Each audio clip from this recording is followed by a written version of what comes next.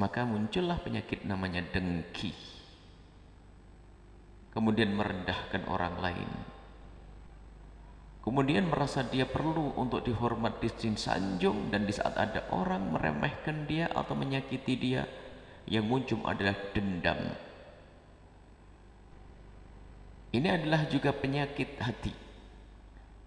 Jadi kalau ada orang mendengki kepada seseorang, itu ada hubungannya dengan kesombongan di dalam dirinya. Jika ada orang ngedengki kepada tetangganya karena sukses, karena sebetulnya dia tidak ingin ada orang lebih sukses dari dia. Dan penyakit dengki ini kita diajari oleh Allah untuk berlindung dari pendengki, dari kedengkian orang yang mendengki. Wa min syarri hasidin idza hasad. Al-hasad, dengki, ini penyakit yang sangat busuk. Kalau Imam Haddad menyebut ini karena kebodohan seseorang, seolah-olah nyalahkan Allah. Melihat tetangganya diberi oleh Allah rezeki, kemudian dia tidak terima, itu seolah-olah ngomong begini, ya Allah, salah engkau berikan dia duit, mestinya kepada saya, kan kurang ajar kepada Allah. Dan pendengki itu tersiksa sepanjang hidupnya. Pendengki akan tersiksa sepanjang hidupnya. Al-hasad. Mungkin singkat saja pada malam hari ini, nanti insya Allah akan dijabarkan pada pertemuan yang akan datang. Intinya kalau orang punya penyakit dengki, dia akan tersiksa sepanjang hidupnya. Yang semula, yang semestinya hal tersebut menjadi hiburan, tapi akan menjadi siksa. Bulan Ramadan, kemudian bulan Syawal. Bulan Ramadan untuk mendekatkan diri kepada Allah, bulan Syawal adalah untuk menjalin hubungan indah dengan sesama manusia. Jika serius di dalam menjalin hubungan kepada Allah di bulan Ramadan, kemudian disambung menjalin hubungan baik dengan sesama manusia, sempurnalah dia untuk menjadi manusia yang beriman dan bertakwa, baik kepada Allah dan baik kepada manusia. Dan baik kepada manusia ditandai dengan hadirnya cinta di dalam hatinya. Dan hidup dengan cinta adalah segala keindahan. Kalau orang mengerti makna cinta, hidup dengan cinta adalah keindahan. Yang namanya cinta itu indah segalanya. Bukan di saat diberi saja merasa indah, nyaman, akan tapi ternyata di saat bisa berkorban demi yang dicintainya pun dia merasa senang. Itulah cinta. Dengki. Ngedengki adalah penyakit yang menyiksa. Dan itu al-hasadu ya'kulul hasanat kama ta'kulun nar al-hatab. Kedengkian yang tersimpan di dalam hati, urusannya di dalam hati, akan tapi bisa menjadi sebab amal lahir yang kita lakukan hangus. Sebab orang kalau sudah dengki itu mengundang dosa yang banyak. Akhirnya apa? Ngegunjing, ngumpat. Beli mobil, halah paling korupsi. Itu kejem. Ringan-ringannya begini, halah mobil tapi kredit, paling gitu. Sudahlah kalau orang ngedengki begitu. Maka dari itu singkat, nanti akan kita jabarkan selanjutnya pada pertemuan yang akan datang insya Allah. Intinya jauhkan hati kita dari dengki. Nggak ada perlunya kita mendengki kepada seseorang. Anda harus pikir kalau dia adalah umat Nabi Muhammad. Berusahalah Anda untuk senang di saat Anda mendengar berita saudara Anda mendapatkan rezeki. Kalau Anda merasa dengki dan hati Anda merasa tidak senang, waspada, Anda berpenyakit berat. Dan itu membahayakan. Penyakit itu menghantarkan Anda kepada neraka Allah Subhanahu wa ta'ala. Jangan dibiara. Nah, dengki ini tingkatannya macam-macam. Dengkinya pedagang sayur ya dengan pedagang sayur, pedagang emas dengan pedagang emas, ustadz sama ustadz. Nah ini hati-hati. Yang punya majlis sama yang punya majlis. La hasadaka hasadil ulama. Ini ada ustadz dengan ustadz ini selirik-lirikan, majlisnya gede di sini, sini pondoknya. Hati-hati. Kalau sudah masuk dengki nggak pandang, kakak adik musuhan, rebutan pon, rebutan santri. Dengki, hati-hati. Sudah kalau dengki masuk kepada hati seseorang, seperti orang yang tidak punya agama, pemangkas agama. Jadi awas, hati-hati dengan kedengkian. Jadi Macam-macam modelnya, tapi yang paling serem di kalangan orang yang ada di medan seperti ini, majelis ilmu. Makanya kami himbau kepada siapapun yang terjun di dunia majelis ilmu, banyak-banyaklah mendoakan majelis orang lain. Yang penting akidahnya sama loh ya. Dan berusahalah untuk senang jika ada majelis. Masya Allah, Alhamdulillah ada majelis. Semoga majelis ini makmur. Ustadz ini, Habib ini, Kiai ini, semoga Masya Allah. Awas, hati-hati. Jangan dituruti, setan membisikkan kedengkian di dalam hatimu. Yang dagang emas, doain pedagang emas tetangga itu, ya Allah tetanggaku, tetanggaku. Nabi Muhammad pernah berpesan, ya Allah, man kana yu'minu billahi wal yawmil akhir falyukrim jarah. Beriman kepada Allah dan hari akhir harus memuliakan tetangga. Dia adalah seorang muslim, tetanggaku, sama-sama dagang emas. Jangan sampai aku mendengki, ya Allah. Semoga dagang emasnya makmur, jadi orang kaya ahli surga, ya Allah. Sudahlah, gitu saja. Jangan pusinglah. Segera doakan, beri kebaikan kepada tetangga Anda. Ucapkan selamat atas kesuksesannya. Dan jangan ragu Anda untuk memberikan ucapan selamat. Dan paling tepat adalah Anda mendoakan mereka. Sudahlah. Khususnya yang memang Anda merasa mendengki, Anda koreksi diri Anda sendiri. Tidak ada yang tahu, suami pun tidak tahu kalau Anda mendengki, wahai ibu yang solehah. Istri pun tidak tahu kalau Anda mendengki, wahai bapak-bapak yang soleh. Karena dengki tempatnya di hati. Cuman kadang ada terlihat di mata begini. Mulutnya juga cemberut-cemberut. Itu adalah setrum daripada dengki yang ada di dalam hati. Baiklah, semuanya koreksi diri Anda sendiri. Allah, Anda yang punya majelis taklim, lah, dengki dengan sombong ada hubungannya nanti. Kalau sudah masuk dengki itu balik, langsung wilayah sombong dimasuki. Majelis taklim itu sombong-sombongan gara-gara ngedengki tadi. Sehingga majelis taklim itu hujahnya macam-macam. Ada yang berkata, ibu-ibu semuanya ini majelis terlama. Paling lama. Karena tahu jamaahnya paling sedikit, sehingga untuk bisa muncul agar disenangi orang di majelis terlama. Ya. Yang gede adalah di majelis terbesar sebelahnya lagi. Satunya lagi adalah majelis ini penuh berkah karena pernah dihadiri kiai ini, ustadz ini. Lah kok majelis buat sombong-sombongan ini kenapa?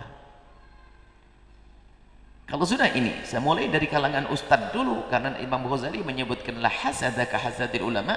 Tidak ada hasud dan dengki seperti hasudnya para ulama. Wah, ini bahaya, serem banget ini kalau sudah dengki menguasai hati seorang ustadz. Lihat. Kalau sudah dengki ada di dalam hati seorang ustadz, seperti bukan ustadz. Coba, namanya dakwah, syiar majelis ini adalah disenangi oleh Rasulullah. Lah kok orang ini nggak senang ada majelis berkembang, berarti dia tidak senang dengan apa yang disenangi oleh Rasulullah. Ngedengki. Ustadz Quran ngedengki. Ceritanya Ustadz Quran, saya cerita. Ustadz Quran kalau sedang ngedengki sama ustadz yang lain ini, wah setiap hari cerita kepada santrinya Quran. Wahai anakku santriku, kitabullah Quran, sebaik-baik yang kita ucapkan adalah Al-Quran. Quran kalamullah. Bahkan Nabi menyebutkan dalam hadisnya, khairun nasi man ta'allama al-Quran wa 'allamah. Bukhari meriwayatkan hadis sahih, sebaik-baik orang adalah yang belajar Al-Quran kemudian diajarkan kepada orang lain. Baca Al-Quran dengan benar, dengan tajwid. Man lam yujawwidil Quran athimu. Kalau baca Quran kamu tidak pakai tajwid, dosa. Padahal itu bukan Quran, hanya nazam. Kecuali memang itu ada nazam, tapi memang kalau ada orang bisa tajwid terus baca nggak pakai tajwid memang dosa. Tapi kalau ibu-ibu belajar ya nggak pakai tajwid, ya namanya belajar. Dia membaca, Masya Allah, nasihatnya kepada santrinya tentang Quran luar biasa. Tapi ujung-ujungnya begini, lihat, nah apa artinya? Nunjuk ustadz sebelah. Itu biarpun katanya ahli fikih, tapi bacaan Qurannya jelek. Nah, sudah ngantem orang lain. Ustadz fikihnya rupanya kelas dengkinya nggak kalah juga dengan ustadz Quran tadi. Ustadz fikih punya pondok. Nah ini di kalangan ustadz dulu saya bahas. Ya. Yang punya pondok langsung gede tulisannya di depan pintu gerbangnya adalah hadis Nabi, man yuridillahu bihi khairan yufaqihu fiddin. Kalau Allah menghendaki seseorang dengan kebaikan akan dijadikan ahli fikih. Wah, simbolnya apa, tulisannya gede begitu. Nasihatnya kepada santrinya setiap hari urusan fikih. Fikih itu adalah pemahaman halal haram. Wahai anakku, kalau kamu tidak ngerti halal haram, kamu akan melanggar Allah. Awas, hati-hati. Paling penting ilmu adalah fikih.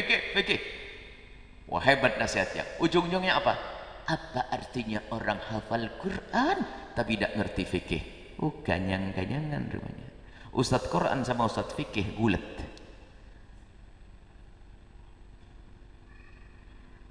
Yang punya pondok juga ngomong begitu. Majelis kok orang dibawa ke lapangan. Tak majelis ilmu ya di pondok kayak begini. Orang dibawa ke lapangan, campur aduk laki perempuan. Wah, ini sudah mulai ngejelekin majelis yang di lapangan. Yang di lapangan nggak punya pondok. Ini loh syiar, kalau di pondok siapa yang datang hanya orang tertentu, tapi kalau di lapangan semua orang bisa masuk. Jadi, semuanya kok model begini Ustaz, ini gimana ini? Hancurlah agama kalau dipegang oleh orang punya dengki dan kesombongan. Maka perlu kita memangkas itu benci dan sombong serta dengki. Semuanya dengan caranya. Justru dengan beragamnya dakwah ini adalah indah. Ada orang ustadz punya pesantren Al-Quran, alhamdulillah. Ada pesantren Al-Quran. Nanti kalau sudah hafal Quran kasihkan kepada ahli fikih biar belajar fikih. Kan bisa enak nanti. Yang sudah belajar fikih Qurannya jelek, ustadz Quran ngajari, kan enak. Kan ringan, mestinya ustadz Quran itu seneng. Alhamdulillah, saya sendiri fikih kurang begitu tahu kok ada orang belajar fikih. Ya sudahlah, biar saya nekuni Al-Quran, yang ngajar fikih biar ustadz sebelah. Kan enak begitu. Hatinya indah, sejuk. Tapi yang namanya kedengkian akan menjadi sebab permusuhan. Dan kalau kesombongan dilakukan oleh iblis di surga, kemudian setelah itu Nabi Adam diturunkan ke bumi, kemudian di bumi ini ada pertama kali dosa yang dilakukan oleh manusia adalah kisah kedengkian, kisah Qabil dan Habil.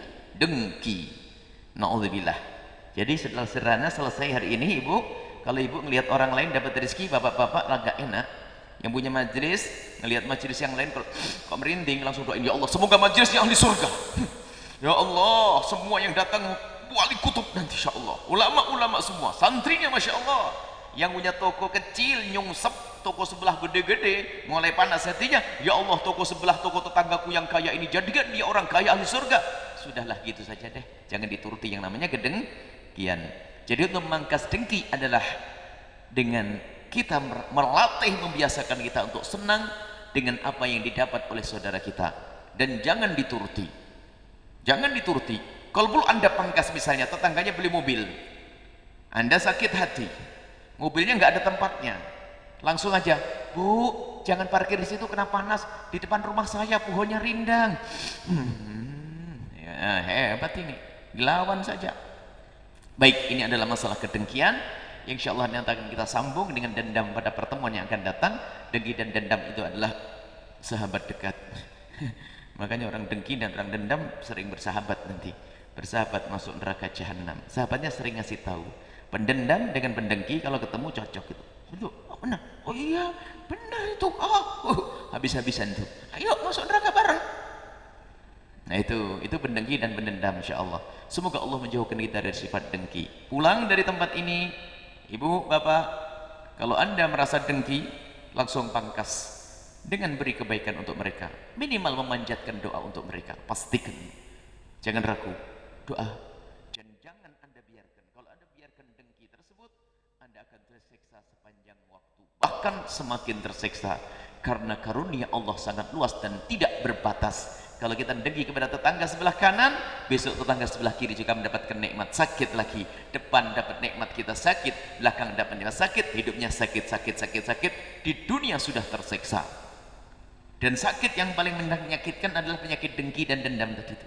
Dendam belum kita bahas nanti. Kalau orang sakit bisul itu baru disentuh kalau sakit.